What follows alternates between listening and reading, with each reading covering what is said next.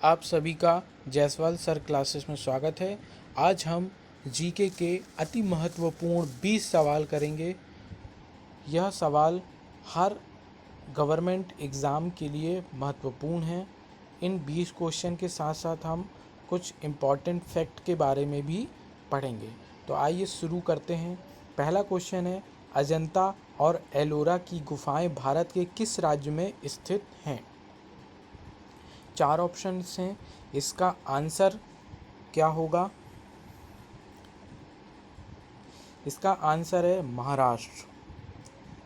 अजंता और एलोरा की गुफाएं महाराष्ट्र में औरंगाबाद ज़िले में पाई जाती हैं और ये दोनों गुफाएं यूनेस्को की विश्व धरोहर सूची में शामिल हैं। अजंता और एलोरा की दोनों गुफाएं औरंगाबाद ज़िले में हैं और यह यूनेस्को की विश्व धरोहर सूची में शामिल हैं। इसके बाद हम दूसरा क्वेश्चन की ओर चलते हैं। सेकंड क्वेश्चन है हमारा, निम्नलिखित में से किस गवर्नर जनरल का संबंध डॉक्ट्रिन ऑफ लैप्स यानी कि हड़प नीति से है? ऐसा कौन सा गवर्नर जनरल है जिसका संबंध हड़प नीति से है? 4 ऑप्शंस हैं। इसका क्या आंसर होगा? इसका आंसर होगा लॉर्ड डलहौजी।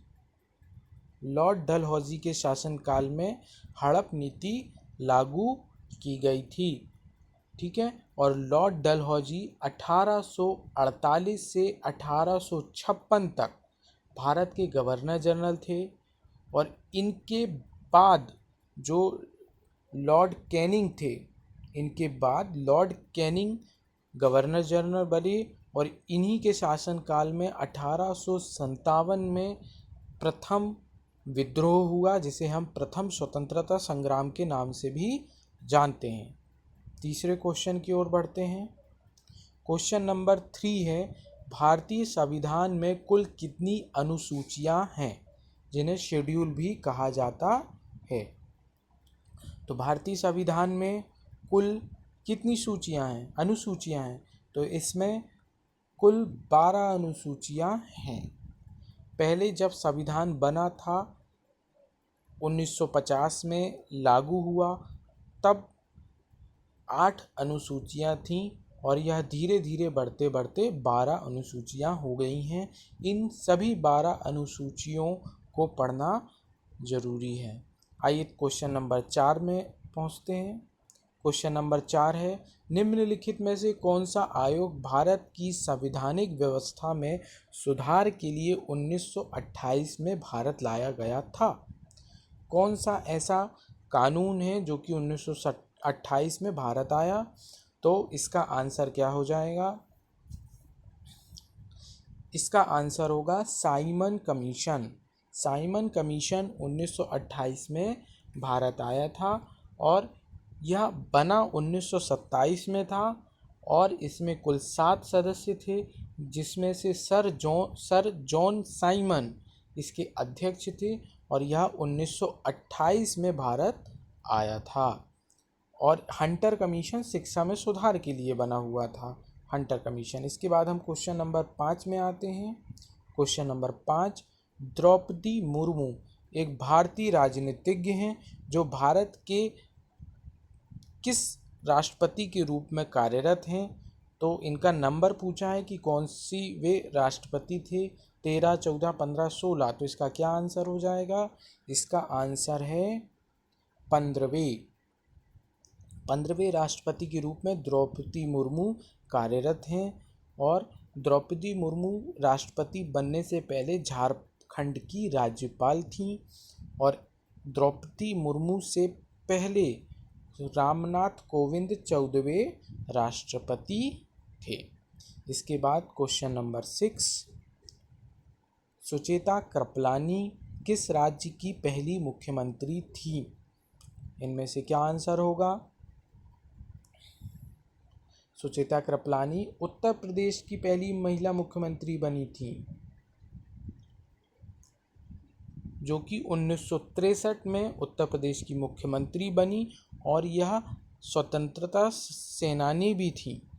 क्वेश्चन नंबर 7 की ओर बढ़ते हैं। क्वेश्चन नंबर 7 है, अंतर्राष्ट्रीय महिला दिवस कब मनाया जाता है? Women's day, international women's day कब मनाया जाता है? तो इस सभी ऑप्शन में 8 तारीख है, लेकिन इसमें महीना हमें पता होना चाहिए। तो यह मनाया जाता है 8 मार्च को। 8 मार्च को अंतर्राष्ट्रीय महिला दिवस मनाया जाता है। क्वेश्चन नंबर 8 की ओर बढ़ते हैं। क्वेश्चन नंबर 8 है, एक विशाल स्नानघर निम्नलिखित में से किस हड़प्पा स्थल की सबसे महत्वपूर्ण संरचनाओं में से एक है? इन 4 ऑप्शन में क्या आंसर होगा? तो सभी जो चारों ऑप्शन हैं ये एक हड़प्पा स्थल हैं जो सिंधु घाटी सभ्यता के समय पाए गए थे। इसमें से जो मोहनजोदाड़ो है इसमें एक विशाल स्नानागार पाया गया था। ठीक है, और यह सभी जो स्थल हैं यह सिंधु घाटी सभ्यता के समय के हैं और वर्तमान में मोहनजोदाड़ो पाकिस्तान के सिंध प्रांत में है। मोहनजोदाड़ो का अन्य नाम मृतकों का टीला भी है। इसके बाद हम क्वेश्चन नंबर 9 की ओर बढ़ते हैं। क्वेश्चन नंबर 9 में अल्फ्रेड नोबल निम्नलिखित में से किस देश से संबंधित हैं? जो अल्फ्रेड नोबल हैं जिनके नाम पर नोबेल पुरस्कार दिया जाता है, यह किस देश से संबंधित हैं? इन चारों ऑप्शनों में से क्या आंसर होगा? इसका आंसर हो जाएगा स्वीडन। ये स्वीडन से संबंधित हैं, ये स्वीडन देश के नागरिक थे और अल्फ्रेड नोबल ने एक विस्फोटक डायनामाइट का आविष्कार किया था। इन्हीं के नाम पर नोबेल पुरस्कार दिया जाता है। क्वेश्चन नंबर 10 में आते हैं, निम्नलिखित में से कौन सी रबी की फसल है? आप इन सभी चारों ऑप्शनों में देखिए रबी की फसल कौन सी है। तो आंसर इसका हो जाएगा ऑप्शन डी, वीट यानी गेहूँ। गेहूँ रबी की फसल है जो कि अक्टूबर से दिसंबर के बीच में बोई जाती है और अप्रैल से जून तक काट ली जाती है। ठीक है, इसमें रबी की फसल में जैसे गेहूँ, जौ, चना, मटर और सरसों मुख्य फसलें हैं और इसमें से जो अन्य 3 फसलें हैं ये सारी खरीफ की फसलें हैं। कपास, ज्वार और मिर्च ये तीनों खरीफ की फसलें हैं। इसके बाद हम क्वेश्चन नंबर 11 में आते हैं। क्वेश्चन नंबर 11, भारत की पहली महिला विदेश मंत्री कौन थी? भारत की पहली महिला विदेश मंत्री कौन थी? तो इन सभी चारों ऑप्शनों में क्या आंसर होगा? इसका आंसर हो जाएगा श्रीमती इंदिरा गांधी। इंदिरा गांधी पहली महिला विदेश मंत्री थी, लेकिन इस ऑप्शन में अगर सुषमा स्वराज होता तो वह भी आंसर होता, क्योंकि सुषमा स्वराज भारत की पहली पूर्णकालिक महिला विदेश मंत्री थीं। इस ऑप्शन के हिसाब से इंदिरा गांधी आंसर होगा। क्वेश्चन नंबर 12, केरल का एक विशिष्ट नृत्य कौन सा है? केरल में कौन सा विशिष्ट नृत्य यानी कि शास्त्रीय नृत्य कौन सा है? तो आंसर क्या होगा? मोहिनीअट्टम। मोहिनीअट्टम केरल का एक शास्त्रीय नृत्य है और इसमें से जो कुचिपुड़ी है वह आंध्र प्रदेश का शास्त्रीय नृत्य है और बाकी के जो बिहू दिया हुआ है, बिहू असम का लोक नृत्य है और वीरगासे कर्नाटक का लोक नृत्य है। याद रखिएगा, ये जो बिहू है और जो वीरगासे दिया हुआ है ये दोनों लोक नृत्य हैं और जो कुचिपुड़ी और मोहिनीअट्टम हैं ये दोनों शास्त्रीय नृत्य हैं। ठीक है, अब हम क्वेश्चन नंबर 12 की ओर बढ़ते हैं, 13 की ओर। 12 तो हमारा हो चुका है। क्वेश्चन नंबर 13, अर्थशास्त्र के नोबेल पुरस्कार से सम्मानित होने वाले पहले एशियाई कौन हैं? यानी जिन्हें अर्थशास्त्र में नोबेल पुरस्कार मिला था वह कौन है? तो इन ऑप्शनों में से कौन सा आंसर होगा? इसका आंसर है ऑप्शन बी, अमर्त्य सेन, जिन्हें नोबेल पुरस्कार अर्थशास्त्र में मिल चुका है।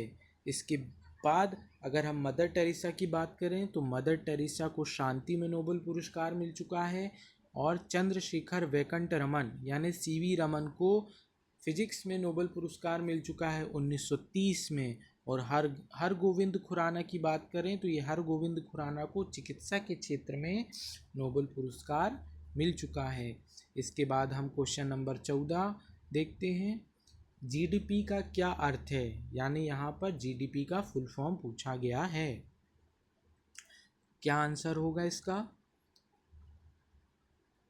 इसका आंसर है option C, gross domestic product. Gross domestic product यानी सकल घरेलू उत्पाद इसका आंसर है। यह क्या होता है? सकल घरेलू उत्पाद क्या होता है? यह देश में निश्चित समय में उत्पादित सभी वस्तु और सेवाओं की कुल मौद्रिक मूल्य को मापता है। इस तरह से हमारे 14 क्वेश्चंस हो चुके हैं। अब हम 15वें क्वेश्चन की ओर बढ़ते हैं। क्वेश्चन नंबर 15 क्या है? किस पेंटिंग को मिथिला कला के नाम से भी जाना जाता है? इन चारों ऑप्शन में से ऐसी कौन सी पेंटिंग है जिसको मिथिला कला के नाम से भी जाना जाता है? तो इसका आंसर हो जाएगा option C, Madhubani painting. Madhubani painting के नाम से भी जाना जाता है, और यह बिहार के मधुबनी जिला से प्रचलित हुई है, इसीलिए इसका नाम मधुबनी पेंटिंग पड़ा। अब हम क्वेश्चन नंबर 16 को देखते हैं। क्वेश्चन नंबर 16 राष्ट्रीय उद्यान का क्वेश्चन है। हेमिस राष्ट्रीय उद्यान किस राज्य में स्थित एक ऊंचाई वाला राष्ट्रीय उद्यान है? 4 ऑप्शंस हैं। हेमिस राष्ट्रीय उद्यान कहाँ है? तो यह लद्दाख में स्थित है। लद्दाख के यह लेह जिला है, वहाँ पर हेमिस राष्ट्रीय उद्यान है। ये जो लेह जिला है ये लद्दाख की राजधानी भी है। और ये जो हेमिस राष्ट्रीय उद्यान है यहाँ पर स्नो लेपर्ड बहुत ही प्रसिद्ध है, मतलब स्नो लेपर्ड के लिए ये जाना जाता है राष्ट्रीय उद्यान। अब क्वेश्चन नंबर 17 की ओर बढ़ते हैं। क्वेश्चन नंबर 17 में the servant of India society के संस्थापक कौन थे? इन चारों ऑप्शनों में से कौन है जो सर्वेंट ऑफ इंडिया सोसाइटी के संस्थापक हैं? तो इसका आंसर हो जाएगा जी.की. गोखले, यानी गोपाल कृष्ण गोखले इसका आंसर हो जाएगा। और